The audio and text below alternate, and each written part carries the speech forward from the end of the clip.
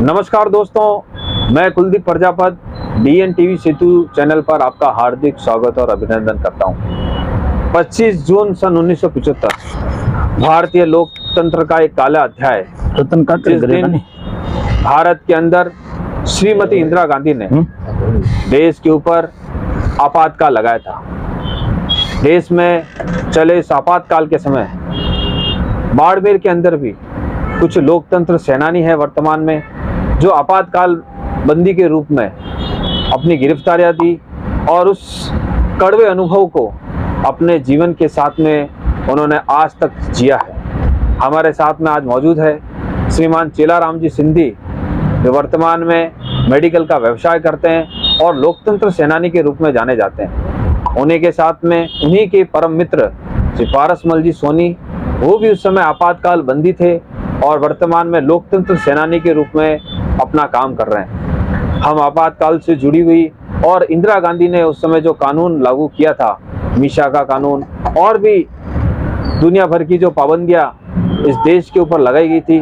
उनके बारे में उनके विचार उनसे सन्मुख जानेंगे। तो आइए बात करते हैं सर्वप्रथम चेलाराम जी सिंधी से, जो हमें उस समय जो घटनाएं घटी उसके बारे में बताएंगे। तो मैं आपसे मिलाना चाहूँगा चेलाराम जी सिंधी, और इनसे पहला प्रश्न पूछता हूँ कि देश के अंदर ऐसी क्या जरूरत पड़ी कि पूरे भारत देश के अंदर कांग्रेस की सरकार होते हुए भी इंदिरा गांधी को आपातकाल लगाना पड़ा।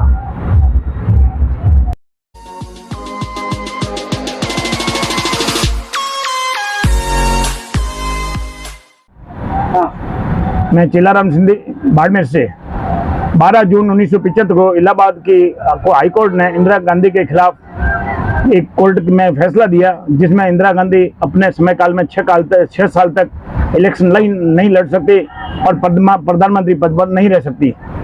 इस हालातों को देखते हुए इंदिरा गांधी ने 25 जून 1975 को रात को 12 बजे पूरे देश में आपातकाल घोषित कर दिया। आपातकाल में पूरे देश के करीब 40,000 लोगों को, राजनेताओं को पूरे हिंदुस्तान से गिरफ्तार कर लिया गया।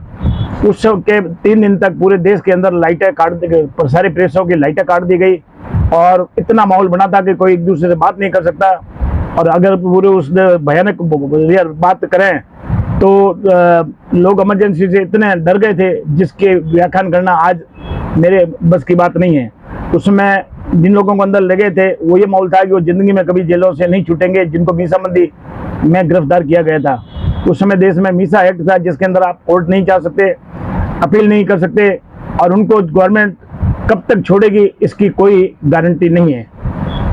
उसके बाद दूसरा दौर आता है, संघ ने इसके खिलाफ अपनी आवाज उठाई।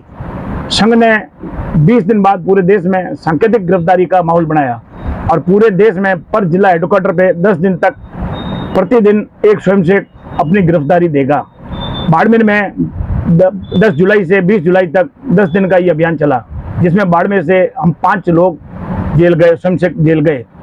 तो सबसे पहले हमारे बाड़मेर से श्री बंशी जी नेता अपने जटियाबास में रहते हैं, वो गिरफ्तार हुए। उसके दूसरे दिन हमारे में खास मित्र पारसमल जी सोनी गिरफ्तार हुए। फिर 1-2 दिन खाली रहे। तीसरे चौथे दिन मैंने अपने खुद ने स्वयं को चलाकर गिरफ्तारी दी।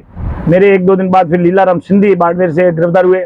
और सबसे अंतिम पांचवा मेंबर हमारा दाऊलाल जी मुंदड़ा थे, वो गिरफ्तार है। इस दिन हम 5 लोग बाड़मेर जेल में रहे और सजा भुगत कर बाहर निकले।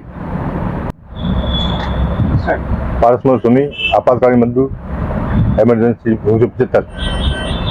12 जून को इलाहाबाद हाईकोर्ट द्वारा इंदिरा गांधी का चुनाव खारिज किया गया, क्योंकि उन्होंने चुनाव में अनैतिकता आचरण करते हुए, रुपये पैसे बांटते हुए न्यायालय ने उसको सही माना और उनका चुनाव अवैध घोषित कर दिया। अपनी कुर्सी को बचाने के लिए इंदिरा गांधी ने 25 जून 1975 रात्रि को राष्ट्रपति के पास सोते हुए राष्ट्रपति को जगा के और जबरदस्ती साइन करवाई।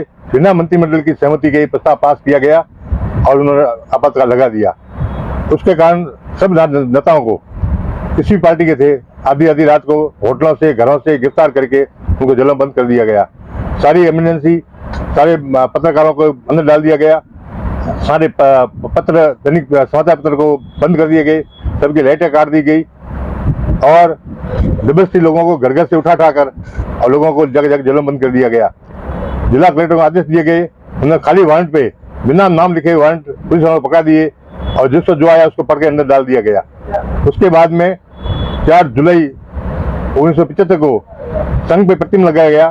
फिर संघ की योजना के अनुसार सांकेतिक गिरफ्तारियां शुरू हुई। जुलाई 1975 में बाड़मेर से भी 5 लोग गिरफ्तार हुए, ऐसा हमारे बंधु चलाम ने बताया आपको उसके अनुसार। उसके बाद में 14 नवंबर 1975 को संघ की योजना से एक संगठन बनाया गया, लोकतंत्र संघर्ष समिति के नाम से संगठन तैयार किया गया और संघ की योजना से पूरे देश में लगभग 1,40,000 बंधुओं ने अपनी गिरफ्तारियां दी, सांकेतिक गिरफ्तारियां दी और पता नहीं कब जेल में रहेंगे, कब छूटेंगे, कहाँ केस चलेगा, कहाँ रहेंगे, कहाँ नहीं रहेंगे, क्या मिलेगा, क्या नहीं मिलेगा। और खूब यातनाएं दी गई, बर्फ की शिलाओं पे हमको लिटाया गया, गुप्तांगों में लाल मिर्चें डाली गई, डंडों से मारपीट की गई, घर वालों को खबर नहीं दी गई हम कहाँ हैं कहाँ नहीं है। इतना अत्याचार उस समय किया गया जिसका वर्णन करना आज हमारे आंखों में आंसू आ जाते हैं। आपातकाल में कई लोगों के घर उजड़ कर गए, कई लोगों का व्यापार बिगड़ गया, कई लोगों की बच्चों की परीक्षाएं खराब हो गई, कई बच्चियां कंवरियां रह गई, कईयों के माँ मर गए, किसी का बाप मर गया, किसी का धंधा खत्म हो गया। इस तरह पूरे देश में सारे जो है लोग परेशान हुए, जिसका आज लिस्ट बनाना या उनका कहना बड़ा मुश्किल खेल है। उसके बाद में खूब अत्याचार किए गए, पर संघ की योजना के अनुसार संघ का संगठन इतना मजबूत था कि उनकी गुप्त बैठकें होती थी, कहाँ होती थी कहीं पता नहीं, सरकार को पता नहीं लगा। संघ ने योजना बनाई, बाड़मेर से कम 15 लोग मिसाबंदी के रूप में सरकार ने गिरफ्तार किया और 30 लोग और मिसाबंदी आंदोलन करके लोग जेलों में गए। उनके घरों की देख रेख करना, उनके घरों को राशन पहुंचाना, उनके परिवारों की देखभाल करना, मरने पड़ने में उनके परिवारों को सहयोग करना, ये सारी योजना जो बाद संसद थे उन संसदों ने संभाल रखी थी और हम लोग अंदर बैठे जेलों के अंदर देख रहे थे कि सारी अच्छी व्यवस्था चल रही थी। उसके बावजूद भी इंदिरा गांधी को चैन नहीं आया तो उसने हिंदुस्तानी जनता के साथ में नसबंदी का अभियान चलाया। लोग कूद कूद के पहाड़ों में गए, सफेद गाड़ी को देखते लोग भागते थे और जबरदस्ती लोगों की नसबंदी की गई। 80 साल का बुढ़ा देखा न 12 साल का जवान देखा। मेरे में देश की भावना जगी। संघ कार्यालय बंद थे तो रतन काका जी के यहाँ संघ अपने प्रचारक करण सिंह जी थे, तो उनसे जाकर कहा कि मैं जो है गिरफ्तार होना चाहता हूँ। तो ठीक है, अगर आप संघ से गिरफ्तार होना चाहते तो मुझे खुशी है। तो मैं मेरी योजना से रेलवे स्टेशन गया, मैंने रेलवे का टिकट दिया और गेट से मैं बाहर निकला। लोगों को सबको पता था कि आज चेलाराम गिरफ्तार देगा, ऐसा संशय को मैं आदेश पहुँच चुका था। 10-20 लोगों ने मुझे माला पहनाई और हमें जो नारे दिए गए तो मैं बता देता हूँ आपको। पहली बात, भारत माता की जय, संघ से प्रतिबंध हटाओ, इंदिरा गांधी को हटाओ, इमरजेंसी हटाओ। इस ढंग से ये नारे हमको लगाते हुए शहर से निकले और पुलिस थाने तक आए और उसके बाद हमको पुलिस में अंदर ले गए। पुलिस में हमें 24 घंटे रखा गया। उसके बाद उन्होंने हमें जेल भेज दिया गया, परंतु 10 दिन तक गवर्नमेंट ये तय नहीं कर पाते इन पे कौन सी धाराएं लगाई जाए। अंत में गवर्नमेंट ने हमारे ऊपर DIR, difference of India rules, आंतरिक सुरक्षा अधिनियम में हमारे पे केस लगाया। उसमें हम लोग लगातार जेल में रहे, उसमें हमने सजा भुगती और सजा खत्म होने के बाद हम लोगों को फिर वापस बाड़मेर से छोड़ दिया गया।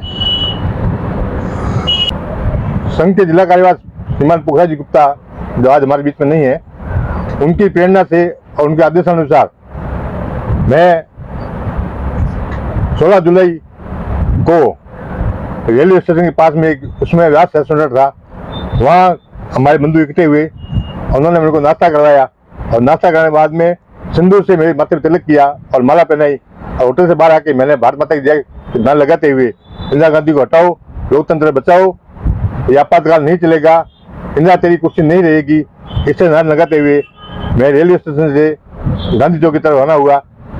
बीच में पुलिस वाले आए पकड़ने के लिए तो मैं गली में दौड़ा और पुलिस को मैंने भगाया और अंत में तो गिरफ्तार होना था हमारी योजना के अनुसार, इसलिए मैं गांधी चौक में आते ही अपनी गिरफ्तारी दी और पुलिस वाले पकड़ के थाने ले गए और वहाँ से हमारे साथ मारपीट की गई। तो ये ना बताओ किसने भेजा आपको, कहाँ से आप आए हो, किसकी योजना से आप कर रहे हो।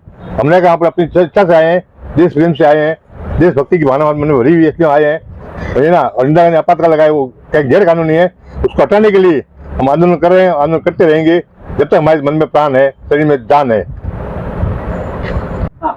इमरजेंसी हटने का दिन मुझे बहुत अच्छा याद आता है कि 21 महीने तक देश में इमरजेंसी लगी थी। उसके बाद जब देश में इमरजेंसी हटी तो देश में भयंकर खुशी का माहौल था। पूरे देश में लोग खुशी खुशी कूद उठे उसके बाद जनता पार्टी बनी, देश पूरे में इलेक्शन हुआ। इतना अच्छी तरह याद है कि इंदिरा और संजय अपनी सीटों पे इस इलेक्शन को हारे। लोग देश से इतने आतंक से दुखी थे कि इंदिरा और संजय को अपनी सीट पे उन्होंने देश में इलेक्शन में 1977 में हराया। हमारे एक बंधु दौलाजी मुंद्रा ने आंदोलन करके नारे लगाते हुए उसको गिरफ्तार किया गया। उनके साथ खूब मारपीट की गई और मारपीट करने के बाद में उनको खूब यातनाएं दी गई। तो वो बंधु साहब टूट गया और टूटने के बाद में उसने दो नाम बताए, एक हमारे जिला कार्य प्रकाश जी गुप्ता और एक थे कर्ण सिंह जी जिला प्रचारक। वो सोमला जी तापड़िया गया घर घसीटे हुए थे और वो पिछले दरवाजे से भागने की कोशिश कर रहे थे, परंतु पुलिस वहां पहुंच गई और उनको मीसा में गिरफ्तार कर लिया गया। एक तो घटना ये है हमारे साथ में।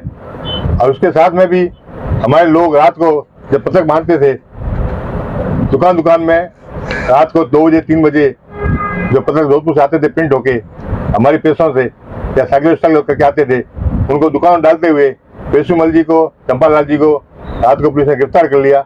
उनको खूब यातनाएं दी गई कि कहाँ से लाए, किसने भेजे, उनके नाम बताओ, परंतु उन दो बंधुओं ने किसी का नाम नहीं बताया कि हमको तो मिले थे, हमने बांट दिए। हमारे घर के बाहर कोई छोड़ के गया था, इसकी बहुत चिट्ठी लिखी थी, इसको बांट लें आपको, तो हमने बांट दिए। वो घर के बाहर छोड़ के गए थे कोई पत्रक और सुबह उठे हमको मिल गए और हमने बांट दिए। किसने भेजे, कहाँ से भेजे, हमको कोई पता नहीं है। इस तरह से हमारे बंधु बहुत सख्त रहे। मारपीट यातना सहने के बाद में भी देशभक्ति के भावना से उत्पन्न होने के कारण उन्होंने किसी का बंधु का नाम नहीं बताया। इसके साथ में भी जैसा मैंने कहा, नसबंदी का अभियान चला, इंदिरा गांधी ने खूब चलाया। तो नहीं नसबंदी अभियान में किसी को नहीं छोड़ा इन्होंने, न औरत को छोड़ा, न पुरुष को छोड़ा, न बच्चे को छोड़ा, न बुढ़ी को छोड़ा, न जवान को छोड़ा, किसी को नहीं छोड़ा। चाहे किसी शादी की हुई है तो भी नहीं छोड़ा और शादी की नहीं की हुई है तो भी नहीं छोड़ा। कुंवारे को नहीं छोड़ा, न विवाहित को छोड़ा। किसी के साथ में इतना दुर्व्यवहार किया। उसके कारण 1977 में जब चुनाव की घोषणा की गई तो इंदिरा गांधी स्वयं और उनका सुपुत्र संजय कुमार राजकुमार, उस समय उनको राजकुमार कहते थे, वो दोनों को हिंदुस्तान की जनता ने हरा दिया। उसके बाद जनता पार्टी का राज आ गया और आपातकाल हट गया। हटने के बाद में हम सब जेलों से छूट गए। हमारे एक बंधु है दौलाजी मुंद्रा, उनकी 2 माह पहले शादी भी थी और उसके 2 महीने के बाद में ही सांकेतिक गिरफ्तारी में वो गिरफ्तार हो गए थे। और उनके समाज में एक रिवाज था कि सावन की तीज को, जिसको सातों की तीज कहते हैं, भादे महीने आती है, सातों की तीज के दिन पत्नी पति का मुंह देखे बिना उपवास नहीं छोड़ती है। उस परिस्थिति में भी उन्होंने हिम्मत रखी और किसी तरह से सरकार से परमिशन लेके और उनकी पत्नी ने जेल में आके पति का मुंह देख के फिर उपवास छोड़ा। उसके बाद भी मेरे घर में भी, मैं भी उसमें 22-23 साल का था, घर में माता पिता दादी जी सब रोने लग गए थे और जेल में आके कहा माफी मांग के बाहर आ जाओ। मैंने कहा नहीं, माफी मांग के बाहर नहीं आएंगे, हम देश के लिए गए हैं, चाहे मरेंगे चाहे मिटेंगे, जब सब साथी छूटेंगे तब हम साथ में छूट के आएंगे। और उसके बाद में भी समय समय पर संघ की योजनाओं से खुले मैदानों में फुटबॉल खेलते थे, वॉलीबॉल खेलते थे। वो एक संघ का रूप ही था, वो एक शाखा का रूप ही था। कभी भी संघ ने अपनी परंपराओं को नहीं छोड़ा, उसका रूप जरूर बदल रहा। और उसके कारण आज संगठन भी 100 वर्ष पूरे होने को आए हैं। 2025 में संघ के शताब्दी वर्ष मनाया जाएगा। इतनी संघ आज देश भर में और विश्व में ताकत है।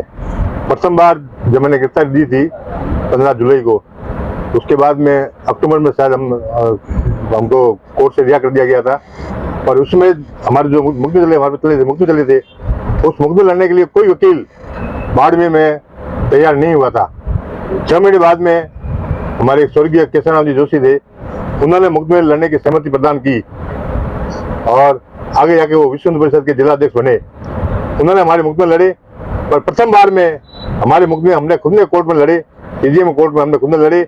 हमने खुद ने, जो पुलिस ने जो झूठे गवाह पेश किए थे, उनसे सवाल जवाब हमने खुद ने किए।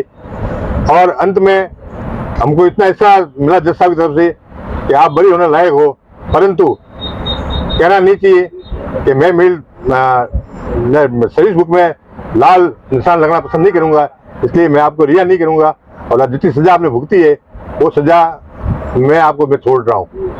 उसके बाद में जब बाहर आने के बाद में हमारे मन में तो वही, उसमें जवान थे, जवानी का जोश था, इंदिरा गांधी को हटाना था।